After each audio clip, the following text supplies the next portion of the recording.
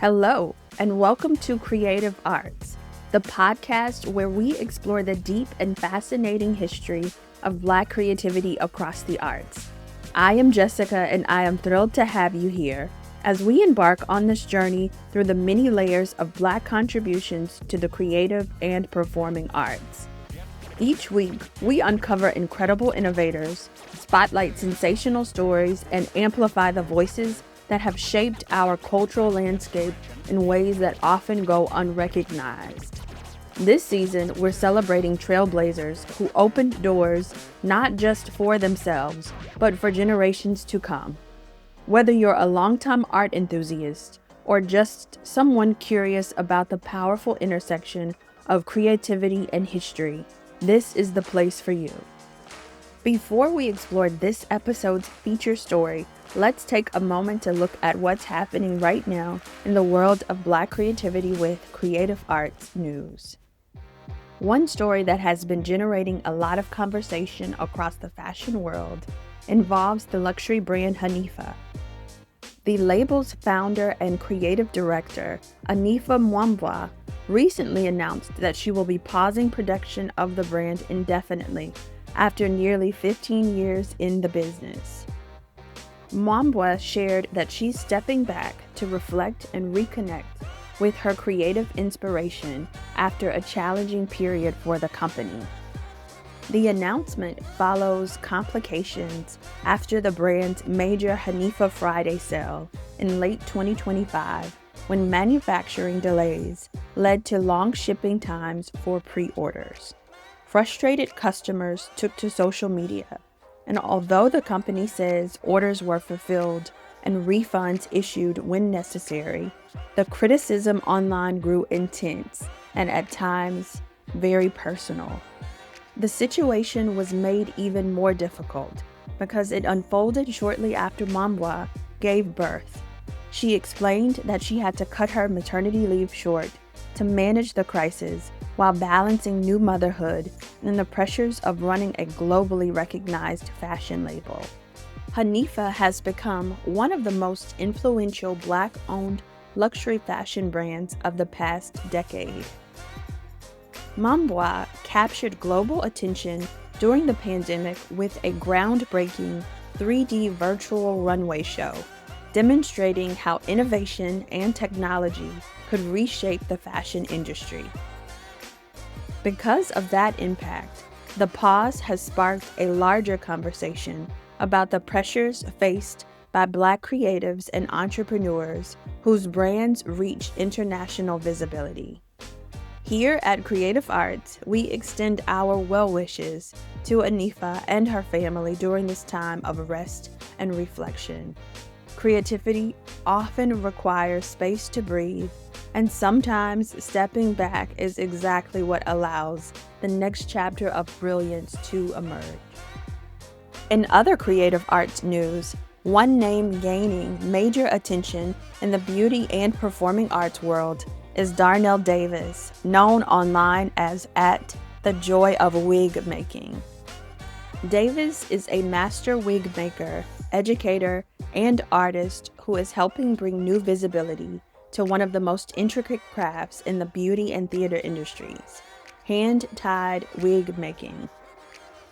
This highly specialized skill involves individually ventilating strands of hair into lace to create wigs that look completely natural. It's the same technique used in Broadway productions, opera houses, film, and high fashion styling. What makes Davis so remarkable is not just his artistry, but his commitment to teaching. Through his platform, The Joy of Wig Making, he is training a new generation of wig makers by sharing techniques that were once closely guarded within elite theater and film hair departments. For many students, learning these skills has opened doors to new careers in beauty entrepreneurship, film and television, theater productions, and custom wig design. At its core, Davis's work is about more than hair. It is about preserving a craft, expanding opportunity, and empowering creativity. His growing community of students and artists shows just how powerful it can be when knowledge is shared and creativity is passed from one generation to the next. In other creative arts news, legendary ballerina Misty Copeland is entering a new chapter after revealing that she recently underwent hip replacement surgery following her final performance with the American Ballet Theatre in October 2025.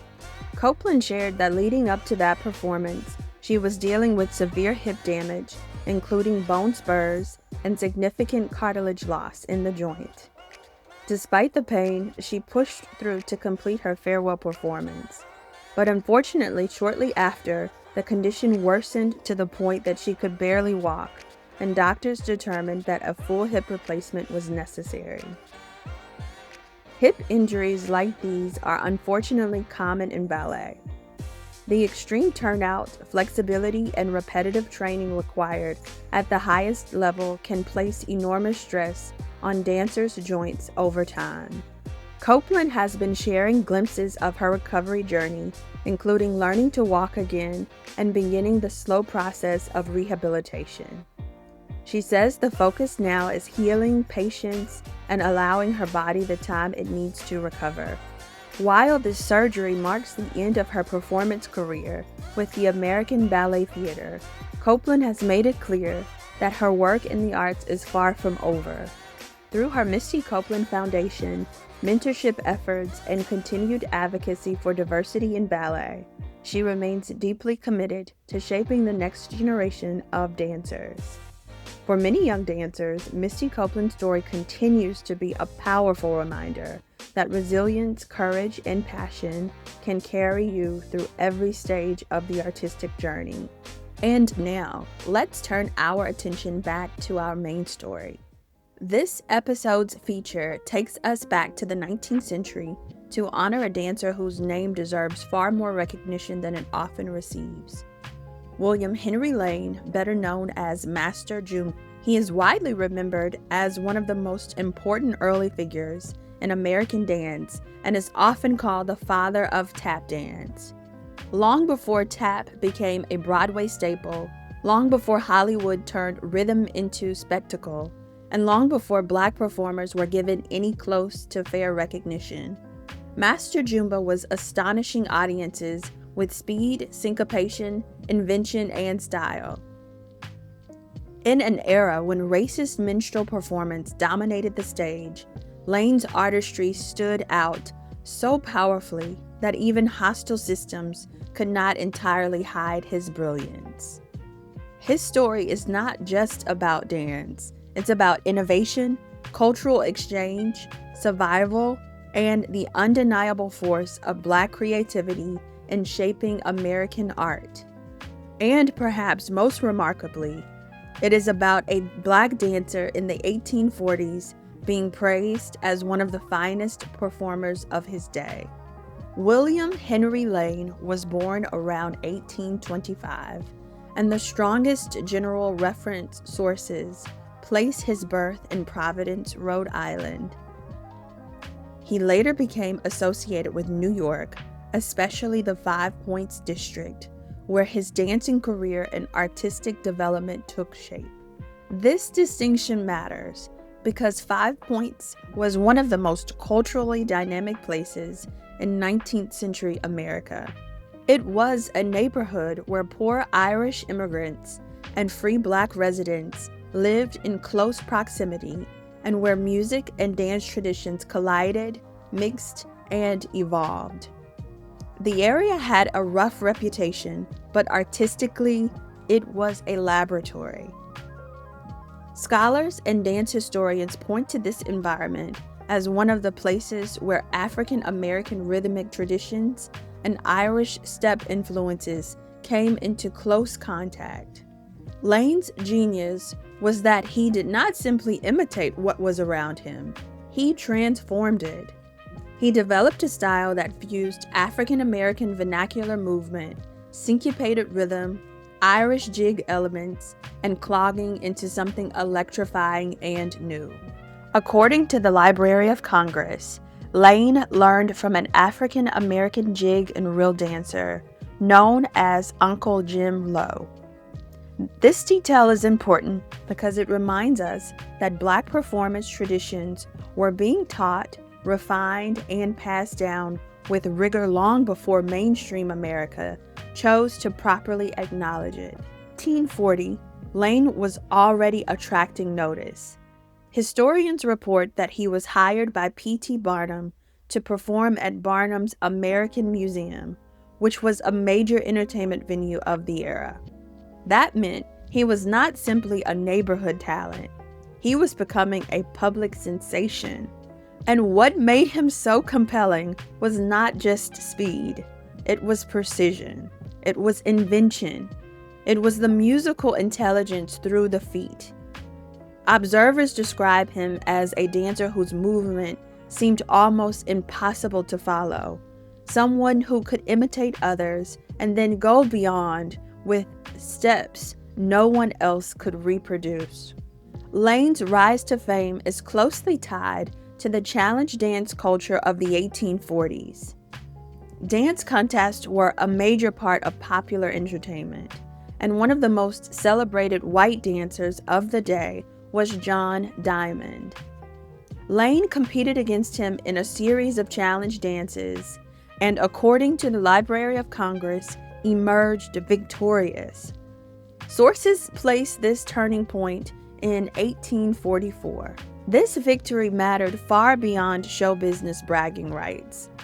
In a country structured by racial hierarchy, a Black dancer defeating the era's most famous white minstrel dancer on skill, artistry, and crowd impact was truly a cultural event. After these contests, Lane was hailed as king of all dancers and became widely known as Master Juba. The name Juba itself connects to an older African American performance tradition. Historians describe Juba as an Afro-American dance involving rhythmic stepping, clapping, and body percussion. In Lane's hands, that rhythmic inheritance met stage innovation and became part of the foundation of what later audiences would recognize as tap dance. Now, this is where the story gets more complicated. Master Juba's rise happened during the height of the minstrel era, a form of entertainment built on racist caricature and blackface performance. That context cannot be ignored. Minstrel shows helped popularize certain kinds of music and dance, but it did so through mockery and dehumanization. And yet, within that ugly framework, Lane accomplished something groundbreaking. The Library of Congress states that he was the first African American dancer to tour with the all-white minstrel troupe, Pell's Ethiopian Serenader. Historians likewise identify him as the first African American to receive top billing over a white performer in a minstrel show. Now, that does not erase the racism of the form, but it does underscore just how undeniable his talent had become. Even on stages shaped by exclusion, he forced audiences to reckon with authentic Black excellence. His dancing retained what the historians called an African American integrity during a time when Black expression and culture was constantly being copied and caricatured. Master Juba's fame eventually crossed the Atlantic. In 1848, he traveled to England with an all-white minstrel group, becoming the first African American dancer to perform there. In England, critics were captivated. His dancing was praised for its rhythm, originality, and technical force. Historians noted that he used different parts of his feet to create variations in sound and resonance, and that he even used song and laughter as texture for his performances.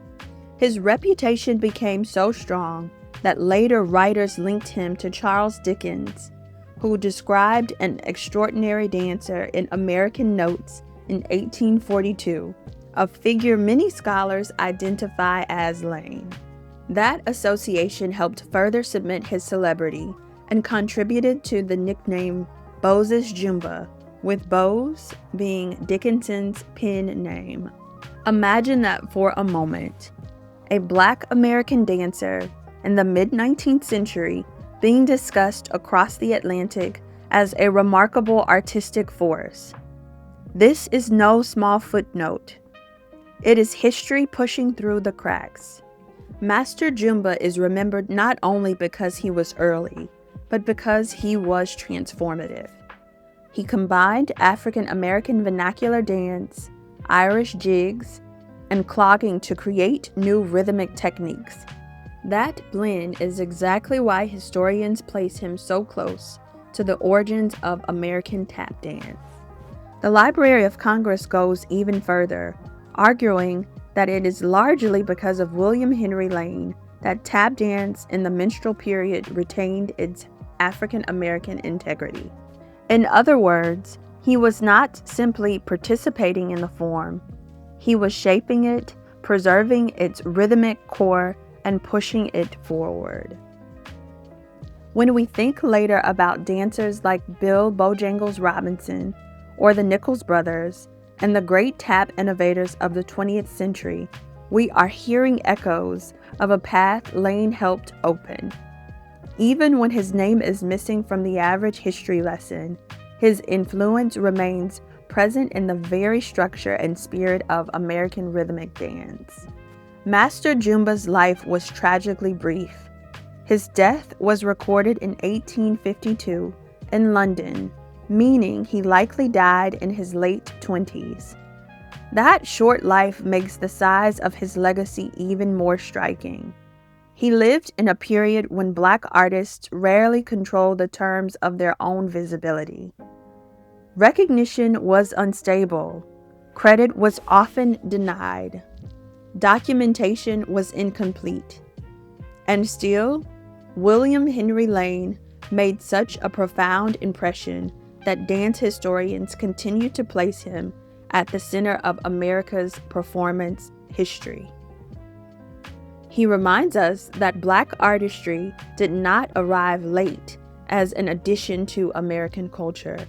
It was there from the beginning, inventing, transforming, and redefining what American performance could be. So why does William Henry Lane matter? He matters because he stands at the root of a major American art form, because he challenged the racial boundaries of his era through sheer artistic mastery, because he represents a truth that shows up again and again in Black art's history. Even when institutions try to marginalize Black creators, Black innovation still sets the standard. Master Juba matters because he was not merely entertaining crowds. He was changing the language of dance. He was taking inherited traditions, filtering them through his own genius, and leaving behind a blueprint that the future would build on. And he matters because remembering him restores something history too often takes away: rightful credit. Thank you for joining me on this journey in the life and legacy of William Henry Lane, the dancer known as Master Juba. If this story inspired you, share this episode and join the conversation using #CreativeArtsPodcast. Next time, we'll explore the story of another Black creative whose talent changed the artistic landscape forever. Until then, stay creative, stay curious, and remember, our stories matter.